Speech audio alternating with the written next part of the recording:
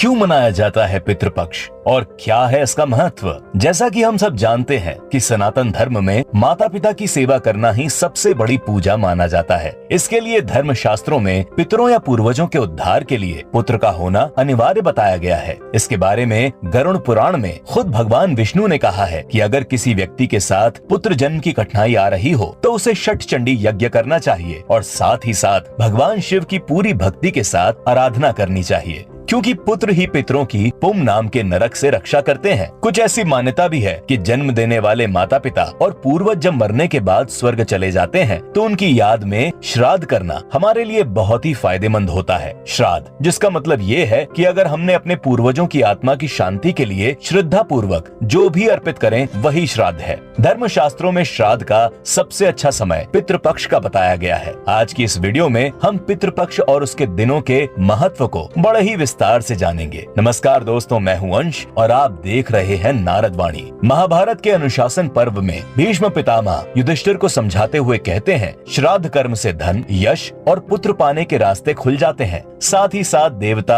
असुर, मनुष्य, गंधर्व, नाग, राक्षस और किन्नरों को भी हमेशा अपने अपने पितरों की पूजा करनी चाहिए। भाद्रपद पूर्णिमा से अश्विन कृष्ण पक्ष अमावस्या के दिन तक को श्राद्ध के लिए सबसे उत्तम बताया गया है, जिसे पितृपक्ष भी कहते हैं। अब सवाल ये उठता है कि श्राद्ध की सबसे पहले शुरुआत किसने और कब से की? तो इसके बारे में भीष्म कहते हैं कि बहुत समय पहले परमपिता ब्रह्मा जी से एक बहुत ही प्रतापी महर्षि अत्रि उत्पन्न हुए। उनके ही वंश में भगवान दत्तात्रेय का जन्म हुआ। फिर उनके पुत्र निमि और फिर निमि के पुत्र श्रीमान हुए। श्रीमान बहुत बड़े तपस्वी थे। उन्होंने कई सालों तक कठिन तपस्या करके अपने प्राण त्याग दिए थे। इस पर इनके पिता निमि बहुत दुखी हुए और उन्होंने अपने धर्म के अनुसार अपने पुत्र का सारा क्रियाकर्म किया। इसके बाद पितृपक्ष के चतुर्दशी तिथि मतलब 14वें दिन श्राद्ध में देने लायक सारे सामान को इकट्ठा करके बहुत ही सवेरे उठ गए। साथ ही साथ अपने पुत्र के मनपसंद फल और अन्न को भी इकट्ठा किया। इसके बाद उसी अमावस के दिन 7 ब्राह्मणों को बुलाकर उन्हें दक्षिण दिशा की तरफ एक कुशा के आसन पर बैठाकर अपने पुत्र के नाम पर पिंडदान किया और फिर भोजन कराया। ये सब खत्म होने के बाद महर्षि निमि को